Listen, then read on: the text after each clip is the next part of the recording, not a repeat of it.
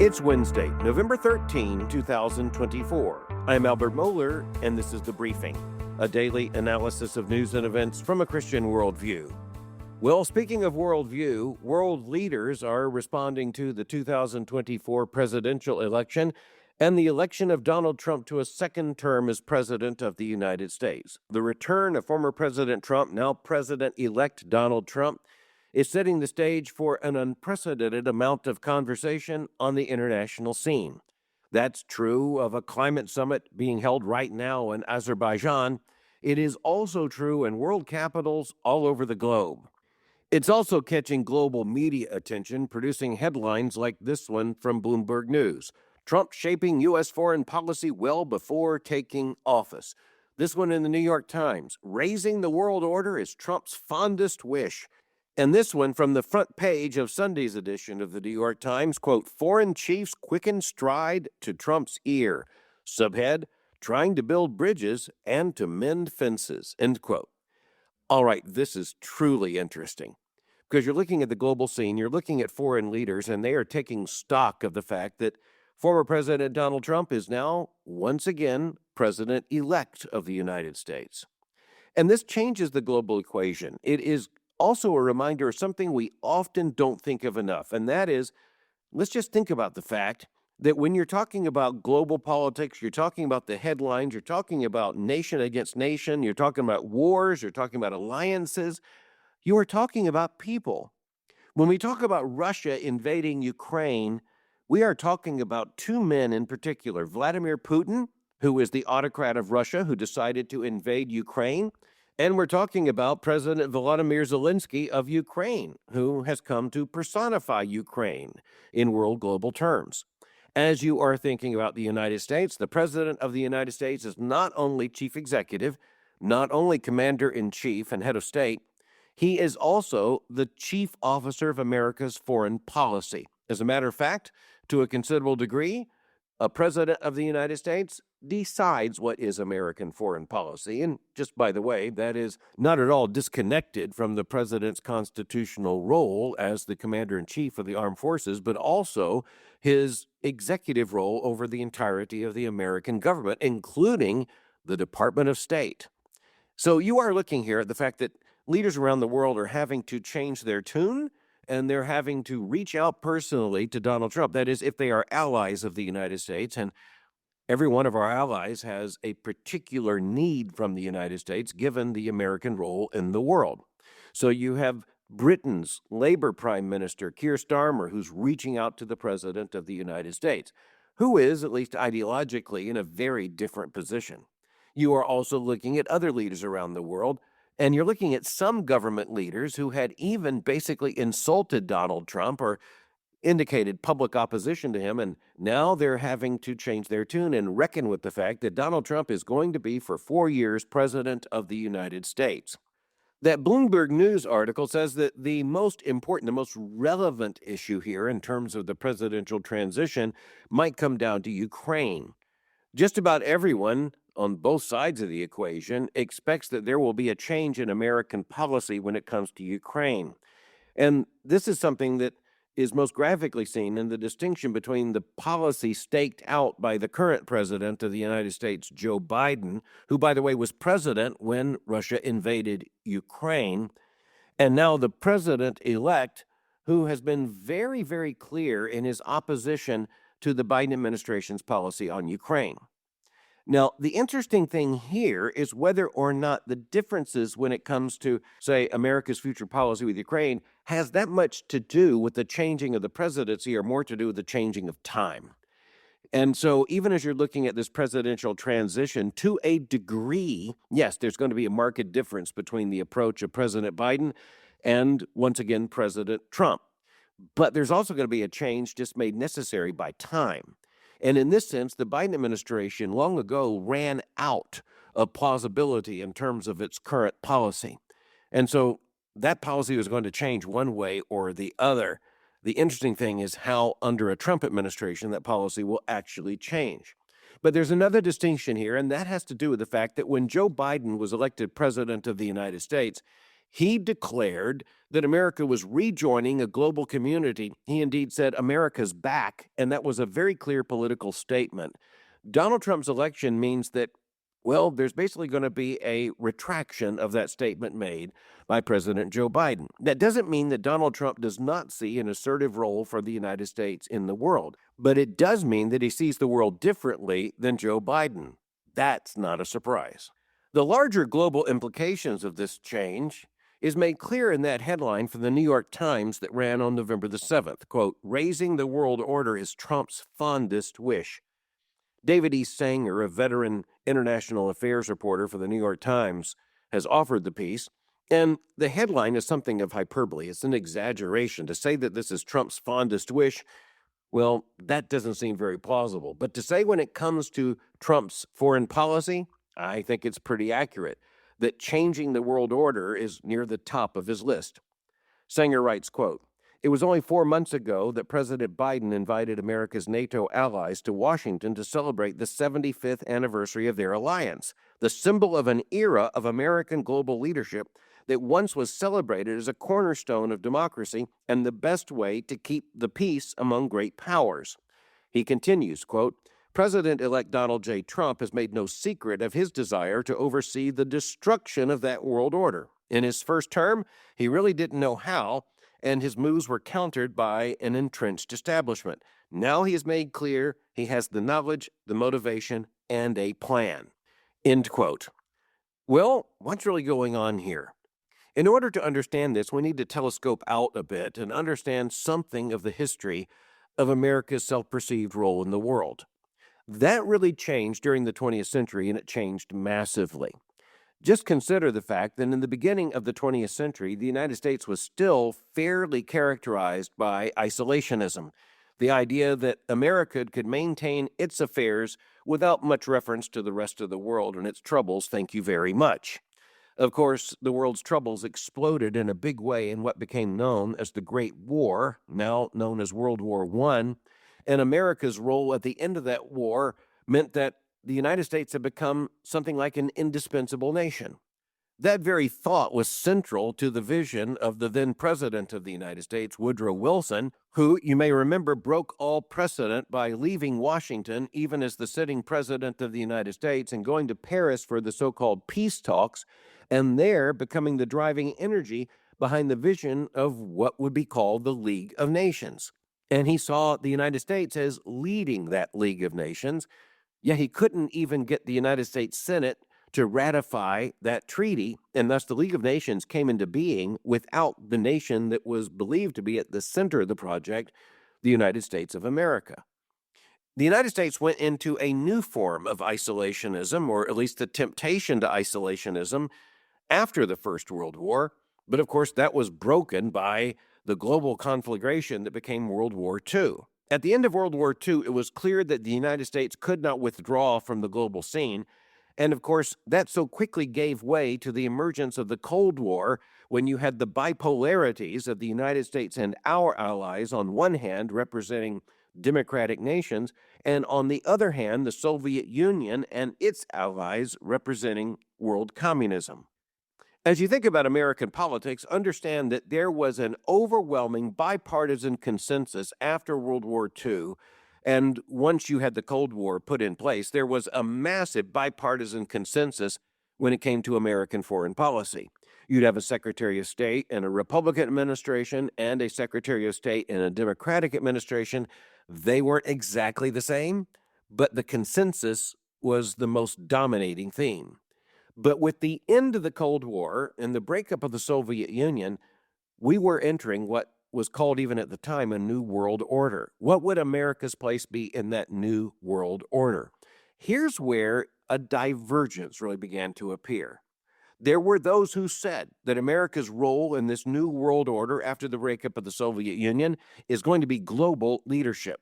We would shift to a new age of global peace presided over by the United States and our allies. There would be a world of unrestricted global commerce, and there would be world peace. The nations that were not at peace with that world peace would be increasingly isolated. The United States would lead basically a league of freedom and democracy defined perhaps variably in different parts of the world. But at the same time, there were also those who were saying, no, that is not America's role, and there is no such global order. It will not be characterized the way the globalists had intended. So, for instance, in the 1990s, you had the emergence in the Republican Party of a challenger such as Patrick Buchanan, who ran in Republican primaries, clearly calling for a new form, or at least a new definition, of America's role in the world. And that was a less ambitious role by any measure. President George H.W. Bush, elected in 1988, represented a turn to America's foreign policy establishment. Now, that establishment had been pretty much in place during the 2 terms of President Ronald Reagan, but when it came to President George H.W. Bush, it was back in a big way. For one thing, President Bush had been the United States envoy to China back earlier during a Republican administration. He had been the United States ambassador to the United Nations. He was a man who understood foreign policy himself, and by the way, that proved to be an incredibly important background during his 4 years in office. And then you had George H.W. Bush, followed by former Arkansas Governor Bill Clinton. Clinton's 2 terms were also represented by a very assertive role of America's role in the world, especially in the sense of leading a democratic coalition of nations, or a coalition of free nations. But then you had the election of George W. Bush. That's not Bush 41, but Bush 43. And George W. Bush, even though he really didn't run in something like a foreign policy campaign for president, once 9/11 happened, he was surrounded by those identified as neoconservatives, going all the way to Secretary of Defense Donald Rumsfeld, and even all the way up to Dick Cheney, who served as President George W. Bush's vice president. He was himself a former head of the Pentagon, the Department of Defense, and a former White House chief of staff. And so the coalescence began of an American approach that, of course, became very clear all the way through the American invasion of Iraq and the attempt by the United States and our allies, but with American leadership, to try to involve ourselves in nation building in Iraq. That was a very unsatisfying American experience. Since then, there has been more discontinuity than in the past as American administrations have responded to foreign challenges and foreign policy. But of course, after you had the Bush years, you had the years of President Barack Obama, clearly committed to this kind of globalist vision. As a matter of fact, he used more of that kind of globalist language than any previous president of the United States. Frankly, even more than any successor in that office. But then you had the election of Donald Trump in the 2016 election, and that was a great disruption. But as this New York Times article indicates, President Trump, elected then in 2016, did not seem to have a clear understanding of how he wanted to translate his vision into American foreign policy. The election of Joe Biden in 2020 was something of a reversion to the mean, but now the election of Donald Trump to a second term as president of the United States does mean that we can anticipate a very different American foreign policy, a very different understanding of America's role in the world. Now, is that good or bad? Now, I'm simply going to argue that in worldview terms, the first thing to say is that it's going to be real. And the second thing is to say that I think Donald Trump does have a clear view of some of the challenges faced by the United States, and he does have a very clear policy commitment to prioritize what he sees as good for the United States, even if that presents problems with our allies. When it comes to NATO, the North Atlantic Treaty Organization that was so central to the defense of the West during the Cold War, again with American leadership, when Donald Trump looks to NATO, he sees a giant bill paid by the United States of America, and he seriously questions whether American taxpayers should be paying so many billions of dollars for the defense of other nations when they seem to be unwilling to significantly increase the amount of their own economic commitment to their own national self-defense. Now, I'll just state that in general terms, instability when it comes to American foreign policy and our defense posture, that could be a very dangerous thing. At the same time, I would state that it is clearly time for a reevaluation of America's role in the world, and I can only hope that The president-elect will move towards that kind of definition in a way that will not only strengthen America in terms of our position in the world, but also would make clear the fact that the United States has a limited role. The key there is limited role when it comes to understanding America's posture in the world. One of the criticisms of the president-elect is that he has sometimes been too warm to autocrats. But the former president has said that his intention is to deal with national challenges as they actually exist, rather than to apply what he sees as an overly ideological understanding of how America should relate to leaders around the world. President Trump also has great confidence in his own personal relatability and his own personal instincts. That will become interesting also in the playout of American foreign policy. An interesting section of the article by David Sanger comes down to this, quote, "The essential difference that Mr. Trump embodies is this. Presidents from Harry Truman to Mr. Biden have largely viewed America's allies as a force multiplier. Mr. Trump views those alliances as a burden, often declaring that he doesn't understand why the United States would defend nations with whom Washington has a trade deficit. He professed in his first term to reject the concept that Europe was a bulwark against the Soviet Union and later Russia, or that Japan was America's aircraft carrier in the Pacific, or that South Korea is key to containing North Korea," end quote. Now, I'll simply state the fact that I believe the United States desperately needs allies around the world.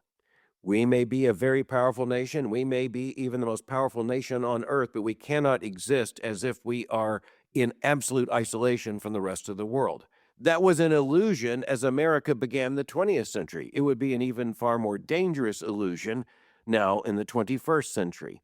Withdrawal from the world is not an option. At the same time, I think that a new look at America's foreign policy, and frankly, a new look at challenges around the world, given so many urgencies, is very much in order. For one thing, as you look at Russia's war against Ukraine, we are reaching the point at which honesty is going to have to be asserted in terms of what options are actually on the table. Speaking in terms of the Biden administration's foreign policy is no longer plausible. We face direct challenges around the world, challenges to America's interests, challenges to America's security, challenges to American lives.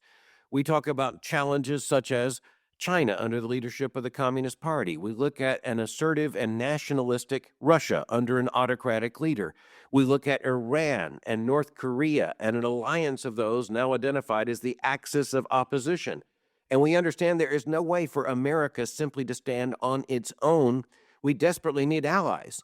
And frankly, our allies need us. Most important at the top of that list would be nations such as Great Britain or the United Kingdom, but also near the top of that list would be other European allies with which our relationship is sometimes quite problematic, such as France and Germany.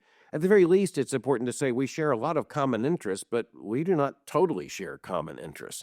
And then you look, for example, at the crucial American alliance with Israel, and you come to understand that Israel needs the United States. But it is also important to recognize that the United States desperately needs Israel.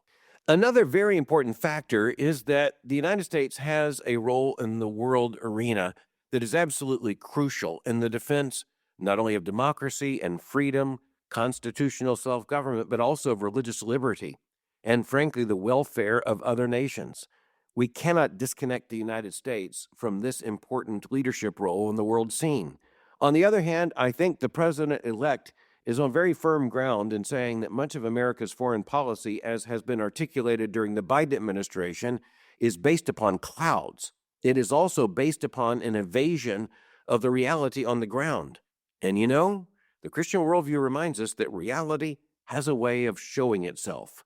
I think that realism will more than justify America staying in NATO and especially increasing our relationship and alliances with nations such as Japan there in the Pacific. That is in America's self-interest. But that comes to a very interesting point. Nations eventually do relate to other nations on the basis of self-interest. And so, yes, sometimes nations do things that are costly and even sacrificial at the time. Generous, such as, say, the Marshall Plan. which the United States funded in order to help European recovery after World War II. But in the end, nations do, long term, what is understood to be in the nation's self-interest. In that sense, no American administration is wrong in acknowledging that. For that reason, I believe that the United States is likely to remain in NATO and to keep those crucial alliances. At the same time, a reconsideration is based in a worldview known as realism. And that realism understands there are real world threats. That realism is based in an understanding that sin is actually a very relevant category, not only when it comes to personal behavior, but when it comes to, say, even the moral behavior of nations. And of course, that's irreducible from the human factor. It's not geography that goes to war, it is political leaders. But political leaders actually often do just that. But next, I just want to make reference to the fact that there's a big news story that made headlines, but because of the American presidential election happening right at that time, these headlines probably escaped a lot of attention.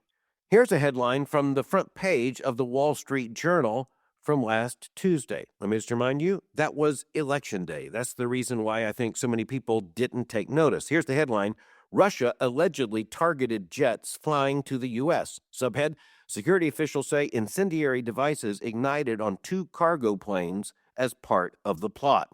An entire team of reporters for the Wall Street Journal offer the story. It's been backed up by, frankly, a media consensus and multiple reports on this issue. Quote, Western security officials say they believe that 2 incendiary devices shipped via DHL were part of a covert Russian operation that ultimately aimed to start fires aboard cargo or passenger aircraft flying to the U.S. and Canada as Moscow steps up a sabotage campaign against Washington and its allies. The report goes on and says, quote, the devices ignited at DHL logistics hubs in July, one in Leipzig, Germany, another in Birmingham, England. The explosion set off a multinational race to find the culprits, end quote. Well, the whole point of the article is that Western security analysts believe that the culprit was Russia. Let's just face what we're looking at here.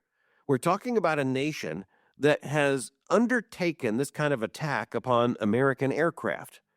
Under any normal circumstance, this would be defined as a hostile act, which could be tantamount to some kind of instrument of warfare. You're looking at a state ultimately being responsible, that is to say, a government, for an attack upon the assets or the citizens or even the cargo of another nation. In this case, we're talking about Russia and the United States of America. It's hard to overestimate exactly what kind of impact this development could have. By the way, the media reports about the investigation underline the necessity of the United States having allies around the world. It took the intelligence agencies of several European nations, along with other unnamed nations, frankly, in this situation, they could be located anywhere in the world, who worked with American intelligence, our own government's agencies, in order to determine who was behind this attack. And what's even more ominous is that this apparently was a form of a trial about something that could be undertaken on a far larger scale later. It's one thing, by the way, to talk about a cargo plane. Of course, there are human lives aboard. It's another thing, however, to talk about a passenger plane. So we really are looking at this undeniable affirmation of the fact that we live in a dangerous world. And sometimes Americans want to think that we can just wish that danger away. But North Korea is not going to be wished away. Neither is Iran or Russia. And you could go down the list. Iran would have to be put near the top of that list. And we recognize we are living in a dangerous age. And even as there is a call for a reconsideration of American foreign policy, it must be predicated on a realistic understanding that we live in a fallen world. We live in a world marked by sin. We live in a world in which there are bad actors, not only at the individual level, but at the level of states and governments. As we look to the future, we're concerned not only with American foreign policy tomorrow, but with American foreign policy with a view to successive generations. There is a clear need for a reconsideration of American foreign policy.